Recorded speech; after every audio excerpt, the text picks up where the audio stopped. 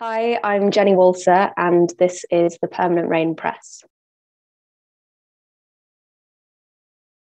Hi everyone, it's Chloe with the Permanent Rain Press, and today I'm happy to be joined by Jenny Walser. How are you?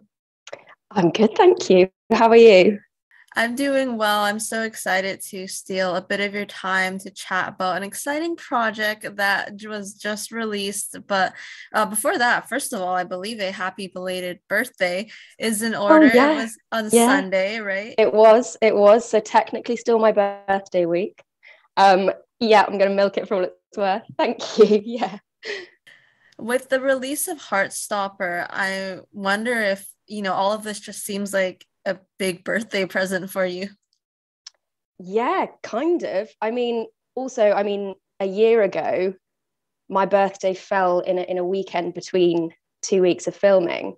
So even that birthday was also, it was kind of surreal getting to do what I love around the time of my birthday. But yeah, it's been a big old week, really, all in all.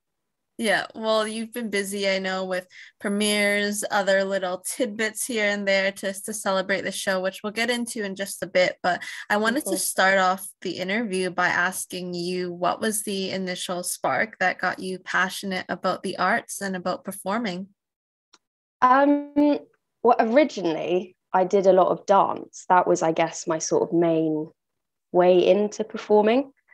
So I grew up doing a lot of ballet and tap and little dance shows here and there. But I was quite shy originally. I think originally you wouldn't have been able to get me on a stage, but eventually I think it really just taught me confidence and I think the main interest is probably it comes from a place of being really interested in other people's lives and wanting to get to experience that. It's such a privilege that you can become someone else for a few hours on a stage, and like learn about other people.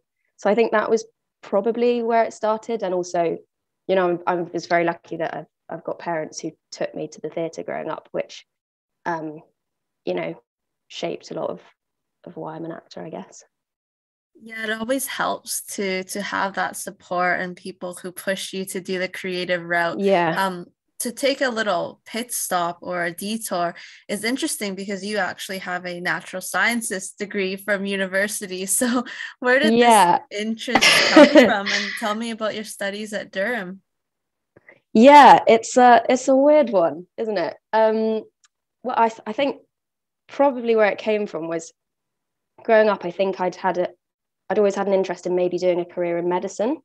Um, I think maybe looking back, I was just interested in working with people, or the empathetic side of it, or maybe I just wanted to be in casualty. I don't know, but yeah. So I sort of chose my subjects growing up, with a sort of view to doing that.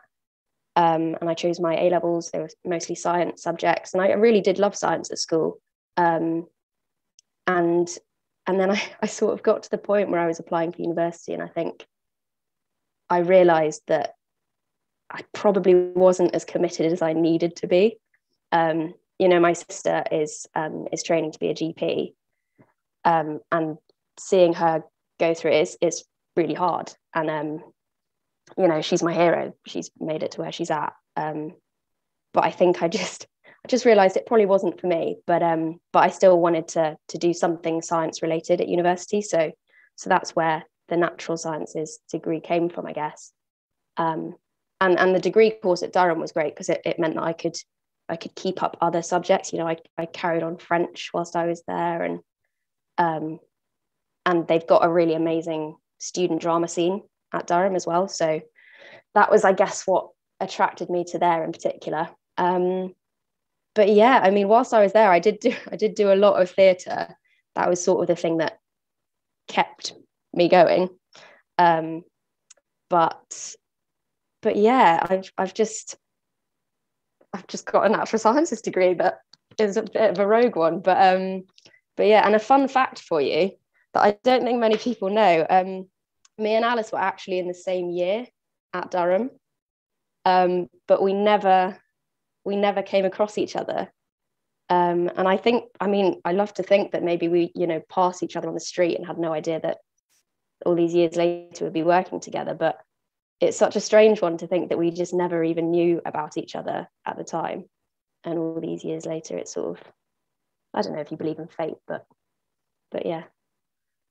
I think that's wonderful. It's like such a small world out there. And so when did Yeah. this come into conversation? Or were you talking, did you meet them for the first time and you were talking about where you went to school and you just happened to realize that you both were there at the same time? I think, I don't know. I think maybe I looked Alice up or something when I was auditioning, and they'd said in an interview or in a YouTube video where they'd gone to university. I think I'd sort of, I can't entirely remember how I worked it out, but yeah, it was, I think the first time we met at the read through, I sort of mentioned it, and it was a very surreal moment, but yeah, bizarre. And now you're crossing paths and obviously working together in Yeah. 2021, 2022. Now, having the theater, you mentioned you were still actively involved. Why was it important for that part to stay in your life? Well, I think the stage was sort of my first love when it came to performing. I mean, I really haven't got into screen until really recently. I did my first screen job like a year, well, just before Heartstopper, really. And I think stage, it's an adrenaline rush like nothing else I've really experienced. You know, before you go on stage, you'll want to be anywhere but there. You want to run away. But then once you've done it and got through it, it is the best feeling that I've ever had, really. And I think as well, stage has sort of been like a constant through my life. So however much other stuff has been changing in my life, it's sort of an anchor that brings you back to who you are. That's really cheesy, but I'd say that's probably got something to do with it as well. I think anytime you have something like that can be that grounding effect. That's when you know you're kind of Yes. chosen the right path and the right route. Obviously, it's paying off for you. Let's talk about Heartstopper. Take me through the audition process for Victoria, or as we all know her, Tori Spring. Tori. Yeah. Well, I obviously saw the open casting call on. I think I saw it on Instagram first. And I'd come across the books in like the first lockdown and read a few of them, the comics. And I'd obviously seen Tori, thought, I look a little bit like her. And I also just thought she was just hilarious and caring and just wonderful. But yeah, I saw that they weren't auditioning for Tori, but I was on the verge of emailing my agents to sort of ask, I mean, do you know if there's a way I can get seen for this? And I don't know if it was right there and then, but pretty much soon after that, I got an email to do a self-tape for Tori. So yeah, I did a self-tape, which was just the first paragraph of Solitaire, the book that started it all. So spent hours trying to get that perfect. And then a little bit after that, I had a Zoom recall with Alice and with Eros, our director, and with the casting directors as well. And yeah, it's a weird one with Zoom. I'm sure you know. It's hard to get a feel as you would if you were physically in the audition room. So I remember logging off and just thinking that I'd completely messed it up and that there was no way I was going to get this part. And yeah, I just realized how much I really cared about it. But then lo and behold, a couple of days later, I got the call that I'd got the part. So yeah, in the end, always good. Yeah. You weren't in agony for too long, only a couple of days. No. Yeah, they didn't keep me waiting for weeks. It was all good. Yeah. So tell me, how did you prepare for this role? And did you have any questions for Alice? Did they answer anything about you as to what you should focus on, or maybe what they wanted the aim to be with Tori? First protocol was reading all of the comics, and really just, I think I went through and I made like a list of specific like quotes that I thought really like embodied Tori. And I also really wanted to, it's not often that you have source material which literally shows you an image of what you're trying to go for. So I thought it would be stupid to not use that. So, the facial expressions, they're so intricate, the way that Alice draws. So I focused quite a lot on like the physicality of Tori, and particularly like facial expressions, how she, the way she looks at people. She has the sort of like slightly sleepy eyes the whole time, where she's slightly looking sort of from below her fringe. So I tried to really get that, and the sarcasm, and I think I went through my script and penciled in where I was gonna. I think it said where she sips, but sort of practicing sipping in between lines. But we were all very lucky. We got some time to rehearse with Alice and Eros, where they sort of gave us their input on all the scenes. But Alice was always really quite, she let us be quite free with it. I think she sort of trusted that once we'd been picked as those characters, there wasn't a sense of sort of being micromanaged or anything. We were quite free to give our own little something to it. I think it's great that there was this trust, but also collaboration between the actors and the characters, and obviously Alice as the creator. Did you have to do any chemistry test or read opposite Joe Locke, who of course stars as your on-screen brother Charlie? Yeah. No, weirdly. I think I thought after the Zoom that there might be another like a hoop to jump through, but no, I met Joe for the first time when I met everyone else at the read through with the whole cast. I think I'd seen a list of names before the read through, because there was a call sheet or something. And I sort of did my research, tried to look up everyone. But I think Joe, there was literally just a headshot of him, just of his lovely smiling face. But yeah, I met him for the first time at that read through, and yeah, he's every bit as wonderful as he seems. He's just incredible. And I think at that read through, watching everybody come to life as their characters, it was quite clear that everyone was really right for it. And watching him and Kit interact was, yeah, I felt immediately kind of protective over him. I felt this immediate kind of bond. I don't know, but he's like my little brother now, and I couldn't imagine him being played by anyone else, really. Like you mentioned, I think the whole cast just fit into the roles just so perfectly. With Tori, did you listen to any Radiohead to get in her kind of mood and her persona? I remember doing quite a lot of before my recall.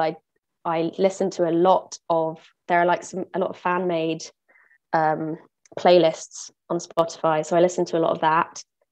Weirdly, my song that I listened to kind of get into it, I don't know, but I listened to it literally non-stop before the Zoom, is a song called Digital Love by Daft Punk. And I don't know why, but I now just associate that with her. But yeah, I did listen to quite a bit of Radiohead. The songs that are mentioned during Solitaire, I listened to a lot of them. So yeah, I think music's quite useful sometimes to key you into things. Let's talk about Brenda, which is your wig that you wore. Was it ever in the cards for you to keep your natural hair, or early on did they tell you that the wig was the way to go? So, Brenda. Basically, my hair was at the time sort of here-ish, a long-ish bob, which is, for people who've read the books, they'll know that that's how Tori's hair ends up later on. So I think it's quite important that she starts with the long hair and then makes that decision to chop it all off. It's quite a sort of, it is an event in the books, I'd say. So yeah, I mean, short of, you know, growing my hair that long in that short amount of time, we were always going to have to do something. I think originally the idea might have been to do extensions and maybe dye my hair a bit darker to get it that sort of really dark color that Tori's is. But eventually we went with Brenda. There were a few different candidates for wigs other than Brenda, but you know, we saw her audition and we thought she's got to have that part. So yeah, that was what we went with in the end. Was she comfortable, at least? I'd say, I don't know if you've ever worn a wig like that, but she's quite hot. She's quite heavy. It's quite a process, really. Melanie, my hair and makeup genius, was, you know, had to pin my hair down, put it in a hairnet thing, and just lots of pins, lots of hair gel. So wearing that for however many hours can get a little bit hot and itchy, but no pain, no gain, you know. It was all worth it. And yeah, I think it maybe kind of helped me get into character and separate myself from Tori a bit. You know, like when the wig comes off at the end of the day, you can just be like, okay, I've done that, and now I'm going to go home as me. So that's sometimes quite useful, I think. Yeah, for sure. Yeah. I can see it. And with the wig, it looks so accurate to the books and to what we've seen with Alice's drawings. Now, Tori usually has a chilly, more guarded demeanor, but there's a lot more to her than meets the eye. Tell me about finding the balance between the chronic pessimist and having that genuine care. Well, I think, yeah, you could be tempted to think of Tori as just this kind of cold, emotionless person that just sort of pops up and says something scathing. But I think all of her comments, all of her deadpan things that she says to Charlie, they are rooted in a place of love and care. So I wanted to make sure that was quite obviously there, because she represents somebody really important for Charlie's journey. And I think also for viewers watching who might see themselves in Charlie, it's important for them to have kind of a comforting character like her. And yeah, no person is just one thing. So I think whilst she's, you know, wonderfully dry and doesn't give much away, I think underneath it all, she's actually a big softie. Especially, well, definitely when it comes to her brother. Yeah. I thought that you played that balance really well. And we'll talk a bit more about some of those scenes, but how much of, you know, what happened off screen with Charlie and the bullying he went through at school just the year prior, did you want to shape Tori and her mindset and attitude towards Charlie? I think you can't ignore it for sure. And, you know, it just adds to the protectiveness. Is that a word? Protective. Let's go with it. Protectiveness that she feels over Charlie. But I kind of think that whilst the show does make mention of nastiness from the past, I think one of the wonderful things about Heartstopper is it really focuses on the good things that are happening at the moment. And I kind of wanted to focus on that and the present stuff going on with Charlie, and trying to help him through what he's going through now. So I would say, I mean, there's enough going on in the present that I think dredging up the past probably wouldn't be the best tactic for Tori. But yeah, for sure, definitely made me aware of how sort of protective I needed to be and how fragile Charlie could be over things. I think that that's a great assessment. And like you mentioned, they focus on the present, but we can see it with Tori and their father as well. Like they are conscious of what happened in their interactions with him and maybe a bit of that fragility. What were your initial thoughts when you found out that we wouldn't be seeing Ollie Spring, of course, the youngest Spring child in the Yeah. books in this show? Well, I was obviously a little bit sad because I think Oliver's just adorable, and I think it would have just been really fun to have that extra dynamic. But I think it deepens the connection between Charlie and Tori if it's just the two of them, because they really just have each other.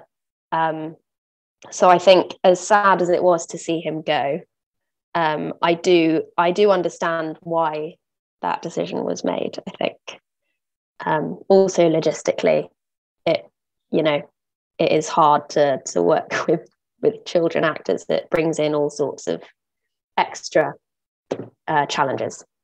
So yeah. I love that you mentioned, as sad as it was to see him go, like he disappeared. For people who want a good dose of Ollie, he is still in the books, so definitely go look at the books. 100%. We didn't get to see Tori's interaction with her parents in the show, but what do you imagine that relationship is like? I think I don't think she opens up to anybody in the same way that she does with Charlie. I think he's very much her person.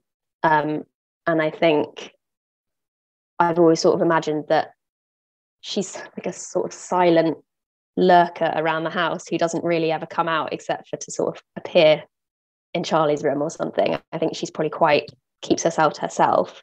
But I mean, I never got to act with my dad, my on-screen dad, but I was on set at the same time as Georgina, who played Jane.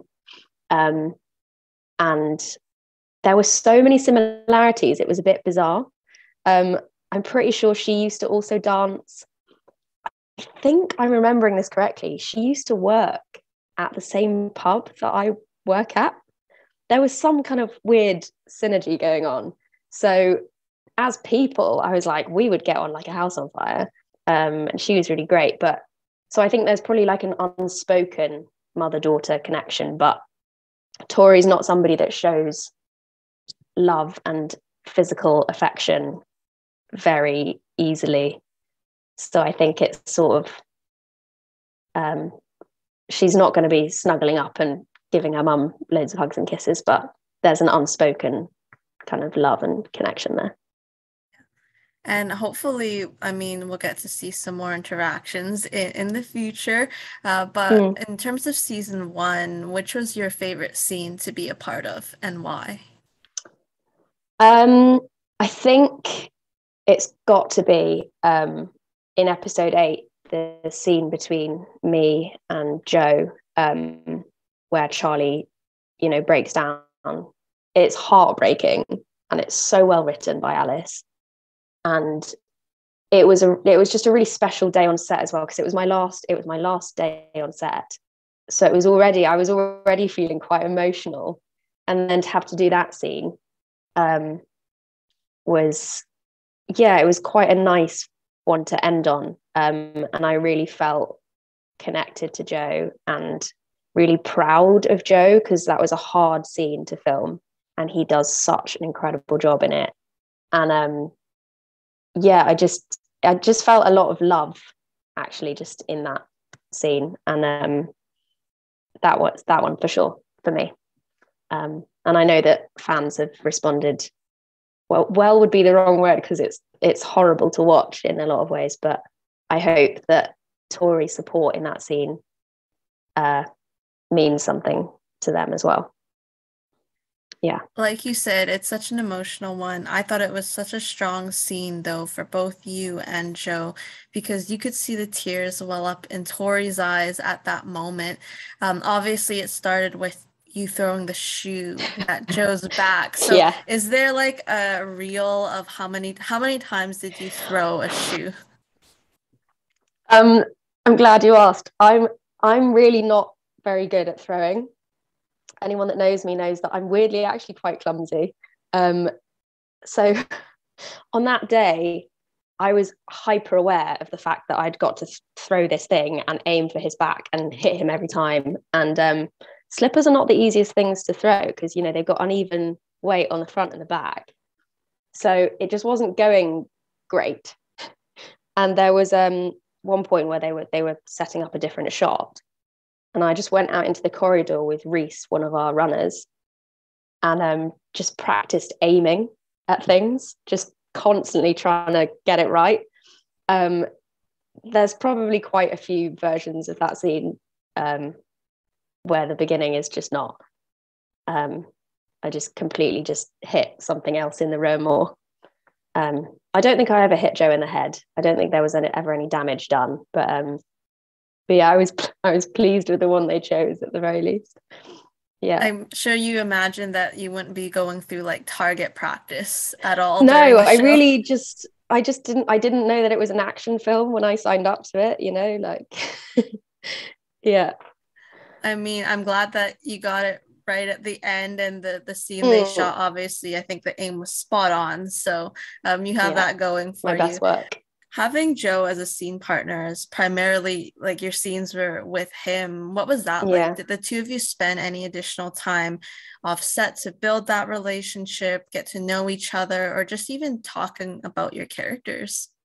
I mean, it was difficult because we were filming during when it was, you know, COVID was still really interfering with how much we could hang out outside of filming and during filming as well. But we met up as a group quite a lot. So apart from on set stuff, we did spend quite a bit of time off set as well. But yeah, all of my scenes really were just with him. So it was, my favorite bits were those moments in between filming, you know, when they were sorting out the cameras and setting up different shots and doing touch-ups and things. They were the moments where we'd sort of have our little chats, and yeah, he was just an absolute dream to work with. I cannot believe that he has not worked professionally before. It is mind-boggling because he just shouldn't be that good. It's not really fair. But yeah, he just gave so much. He's such a giving actor, and we were very much just like a team, batting back and forth. So yeah, it was a dream. I love when artists find like fellow artists, especially playing siblings who are like on the same wavelength, and you just kind of get each other and fit into scenes really well. You mentioned Tori having the cup in hand with a straw, of course. So what were you drinking? Was it water? Was it juice? Was it cold tea? So there was one day where it was apple juice for sure. Fans can try and work out in which scene, because also, I mean, the cups were coloured, so it's sometimes hard to tell what is in which cup. But there was definitely some apple juice knocking around, and also some lemonade. I won't name a brand, but there was some lemonade at one point. The funniest thing was, in between takes, they'd sort of pre-take, they'd fill it up to a certain line and draw a little invisible line with like invisible marker to make sure it was in the right place. Then after my minute sip to set up for the next take, someone would come in and refill my drink right up to the line, just for continuity. So real attention to detail. But yeah, no, I'm a big fan of lemonade, apple juice, you name it. I'm up for sipping it. And I mean, it kept you hydrated during your scenes, so no complaints there. Exactly. I never needed the cups of tea in between takes because I was just drinking all day long. It was right there as your prop. It was right there. Yeah. Which was your favorite, most memorable scene that you were not in? So like as a viewer, and why? For me, I think it's got to be the moment in the party scene where Tara and Darcy kiss, and Nick is watching from the sidelines, because I just think it's such a beautiful pure, just euphoric moment. The timing with the music, whenever I listen to that song now, I get goosebumps at the point in which they kiss in the show, because I remember watching it for the first time at we had like a cast and crew screening, and I just burst into floods of tears, because it's something that I never saw really growing up, and certainly never saw depicted in such a healthy, happy, like non-angsty way.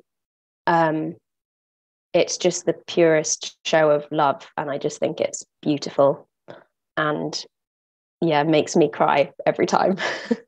And they do an incredible job of it, all of them involved. So the song was Clearest Blue by Churches. We spoke with Corina about that scene, and she mentioned, they heard it so many times. So maybe by the end of the day, it was a little like, it's that song again. But seeing it all come together, like that final cut, like you mentioned, it's just perfect. The way that Nick looks over and sees them. And speaking about Nick, he's a character. Tori does not believe that he is straight, as she states in episode 2. What specifically about that interaction she watched with Nick and Charlie at their front door would make her feel this way? Well, the slightly prolonged hug might have something to do with it. I think she's just so in tune with her brother and what he's feeling, and I think she's like a people watcher, is what I've always thought, is that I'd imagine there are some times when she's appeared, but just nobody even notices. So she could be sort of lurking and watching for goodness knows how long. And so I think she's quite good at really picking up on little cues that people might not even know that they're showing. And I think she's just got it. She's just smart. She's perceptive as anything. And she just, I think, that's all I have to say on that thing. I'm curious if you've thought about, do you think that Tori saw Nick and Charlie on the sofa with Nick's hand hovering over Charlie? Because I imagine Tori, like, it's like you mentioned, lurking in the shadows in the dark. And of course, it's her house. She knows her house best. Nick might not have seen her. So do you think that she saw that interaction? I think that's very interesting. I actually hadn't even considered that, which maybe I should have done. I think that why not? I think that's quite possible, actually. The house that we were filming it in as well, there was a sort of the room where they filmed that sofa bit, like has these sliding doors that leads into the next room. So I'm now imagining that she was peeking through the sliding doors, seeing that interaction. I think it's definitely possible. And I mean, she goes to the school nearby. She sees Nick and how he's interacting with people, and I think she's constantly watching. Like you mentioned, she's watching, she's studying. She does make a comment before Charlie goes to the movies that she's seen Nick's friends at parties and she knows they're not as nice as Nick. What do you think is her experience? How well does she actually know Nick? Because she doesn't seem to have too much of a concern about his intentions towards Charlie like she does with his friends. So they're in the same year group, obviously different schools, but I think there's probably a lot of sort of mutual friends. She's probably been at social gatherings with him. And I think, it's pretty clear from the outset that he's something a bit different. Just because you hang out with people doesn't necessarily mean that you are one of those people. Obviously, there's times when we see Nick regretting the fact that he didn't do something, because it's kind of like, well, if you don't say something, then are you just, being exactly as bad as the people who do carry out the bullying? But he actually reflects on those things. He's somebody that thinks beyond that, and just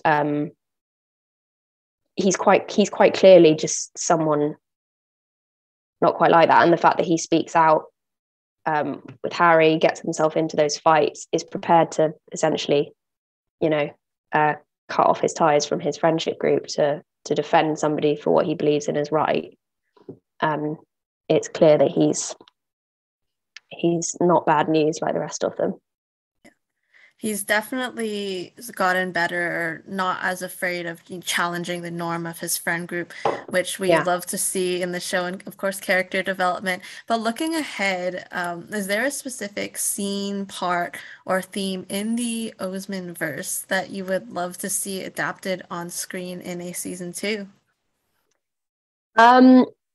Well, I would really love to explore more of Tori's own storyline, and her own struggles, which I think are really important and a lot of people would associate with. So I'd love to see her struggles with mental health explored in some way. I would love for Michael Holden to be introduced, because I just think he's an incredible character. And it would be a lot of fun to see who they'd pick and how that would be brought to life.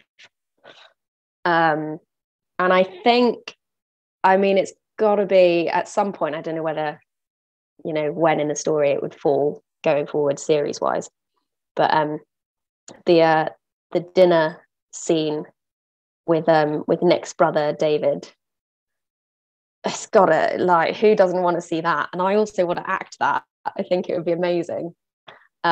So I'd love to do that scene, and it would maybe mean that I'd get to meet and act with Olivia Colman. So that's got to happen at some point. You're like, Olivia Colman wish list, please make it happen. She's just everything, isn't she, really? When did you find out that she had been cast as Nick's mother? Well, it was all a massive secret, even on set. I remember in the hair and makeup room, everyone sort of gossiping, trying to work out who it was, because we'd been told that somebody big was being cast, but it all depended on some scheduling things, and as they all do. As they all do. And then at one point, someone was saying, "We've been told it's an Oscar winner." So then at this point, we're thinking, oh my gosh, because we're also trying to work out, is it someone that's worked with Eros before? Which obviously Olivia did Broadchurch with Eros. So yeah, we were trying to, at one point I was thinking Catherine Tate because of Doctor Who, and I don't know, we went through a lot of different possibilities, but I think I only found out, I'm not even sure if I was meant to know, but I think somebody in the cast might have told me around about the time when Olivia was filming her scenes. I think I found out then, so sort of the end of filming. And obviously I had to keep it quiet.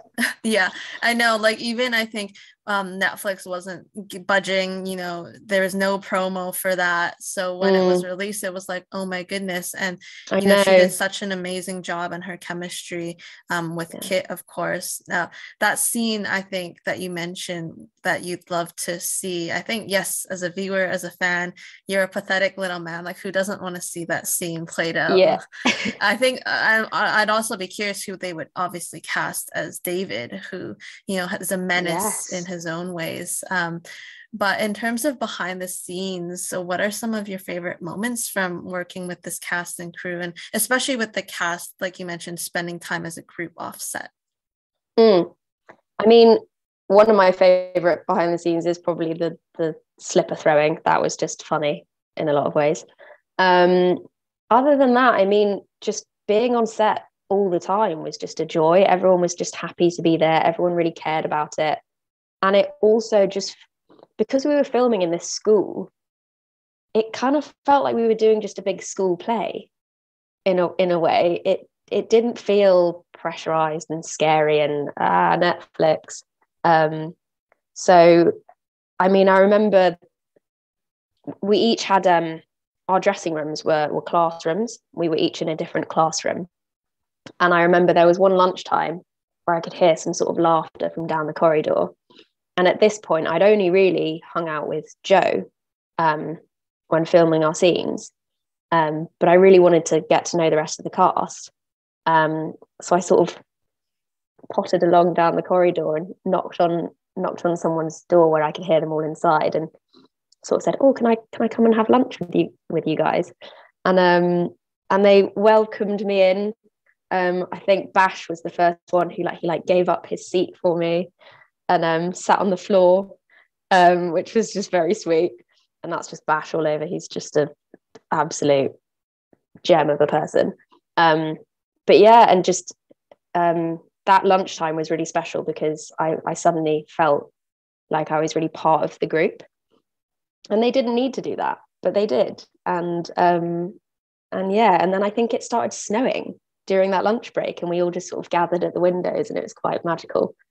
And yeah, just we'd sort of meet up every weekend in between filming and go to different markets. And there was a while where I wasn't announced as part of the cast, but the rest of them were. And so I was sort of their official photographer, taking photos of them. So a lot of the photos that have sort of since gone viral or whatever of them all hanging out is my photography skills. So yeah, that was always quite fun.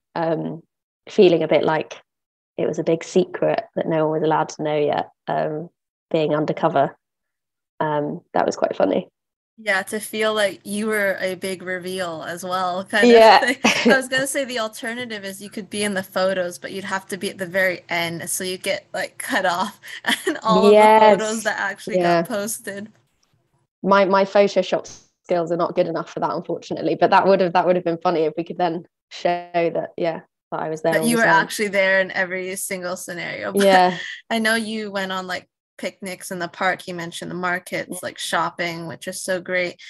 Something I wanted to actually circle back to before we get into the fans was Alice has said that Tori identifies as straight in solitaire, but they personally believe she is more on the aro ace spectrums.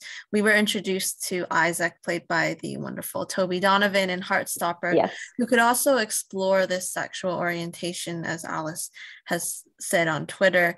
So I was curious, just what is your overall thoughts on having this representation in film and TV? I think it's wonderful and should happen, really, because growing up, and in fact, even till recently, I wasn't even familiar with the aro ace sexualities, and I think there's a lot of people out there who still wouldn't know that it's a thing for a lot of people, and I think any way that we can show people on screen and make them feel represented and less alone is a good thing. And yeah, I think it's also just when it comes to the speculation around Tori and what exactly she is, I think it's important to remember that you don't need to know exactly what you are. Labels can be really useful for you to feel like you finally understand you and have an identity. But at the same time, you shouldn't feel tied to one forever. And once you've made your choice, that's it. You can take your time to work out what feels right for you and what to really understand yourself. And people can change as well over their lifetimes. So I think it's quite interesting that there's a character who, for Alice, originally might have been one thing, but then as Alice has grown and as the character has grown with them, I think that's quite interesting that a character's labels can change. And I think that was so well said. And Alice, we have faith in them to see where any of their characters go moving forward. But the fans have been sending so much love to all of you. Were you prepared for this fanfare, and what have been some specific things that you've seen online that have stuck with you? I don't think I was prepared. I mean, we all knew that the comics and the books had a massive following already. And I thought things couldn't really get any crazier than when we all got announced as the cast, because there was already a fair amount of interest. But yeah, the last week and a bit has been very surreal, really quite overwhelming, but in a really good way. To see how engaged the fans are, and all of the content they're creating, and they're so creative. Some of the stuff is really great. Some of the fan drawings in particular, I think that's what we all really blows us away, is the talent on some of these people. There's some drawings of all of the songs from the show, and they've illustrated them with like the scenes in which they're featured in the show, if that makes sense. And it's really amazing. But yeah, it's been a wild ride. I think the good thing as well is it seems to have gathered a new fan base as well as the people who were already fans from before. So hopefully people will go back after they've watched the show and they'll read the comics, because they're amazing and that's where it all started. And yeah, it's always sad when you finish a show and you want more. So I think if you go and read the books, then that'll help. Definitely tide people over until, a season 2 announcement or something like that. Fingers crossed. See. Yeah. Yeah, but I know you're all still riding on a high, and I'm so happy to see what the show has done for all of you so far, and hopefully get to explore the characters more. But outside of that, like, what's up next for Jenny? I know directing is something that you have more aspirations of, so tell me a bit about that passion and anything else that you can share. I mean, I haven't been able to really do as much directing as I mean, that makes it sound like I just haven't done as much of it as I'd want to, but I directed a few bits whilst I was at uni. I directed a production of Cock by Mike Bartler, which is currently on in the West End. So I'm going to see that in a couple of weeks' time, which I'm very excited about, to see, how they've done it. But that was a really amazing experience, and I really kind of caught the directing bug, and I'd love to do it more.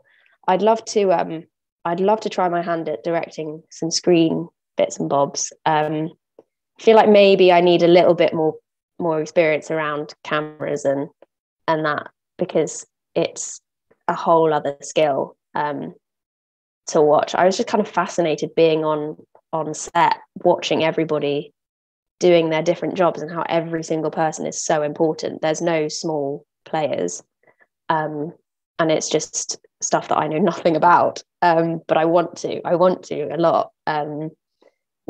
Deanna, our amazing DOP, was just like a marvel on set. Watching her sort of command the room was amazing. So yeah, I definitely like to direct some more. I've just got to find the right thing. I think you've got to find the right project, really, and the right people to do it with. But yeah. What else have you been staying busy with and creative with? Well, I work at a pub, do the pub job. I, read bits and bobs. I love my long walks. I don't know, I've just been trying to stay sane, quite frankly, in the last week and a bit, because it's been a lot. Yeah, it's been a lot. So it's nice that you kind of have like another thing to come back to and another thing to kind of relax with.